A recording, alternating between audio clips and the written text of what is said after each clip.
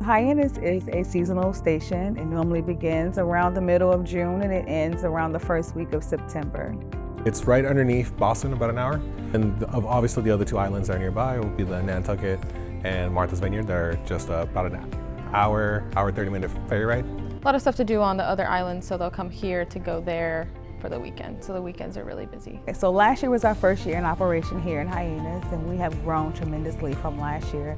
We had 2 flights a day last year. This year we go up to about 5 flights a day.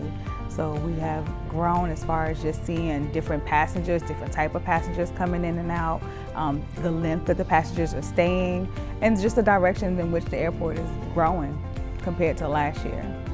Even though we're really small, we're very efficient.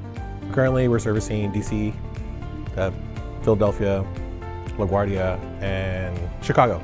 So we only operate here in Hyannis on the 175 aircraft, which is about 75 passengers.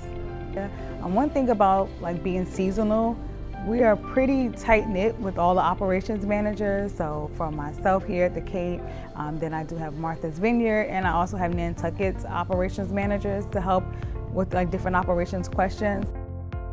Other places, from my experience, it's everybody's kind of separated. Either everybody's just above the wing or below the wing, and with us here, it's just everywhere. Wherever they put us, we kind of have to know what to do, and we do it pretty well. The aesthetic and the atmosphere, it's just really calm here. I think it's really pretty, it's really green. Go to the beach, go whale watching. Sometimes they have shows downtown. It's a coastal town, so a lot of it is if you're into seafood, a lot of that lobster rolls, clam chowder is really good. We do have the Kennedy site. A lot of passengers come because they want to see Kennedy Memorial. This is home of the Kennedys here at Hyannis. So a lot of passengers come for just summer fun.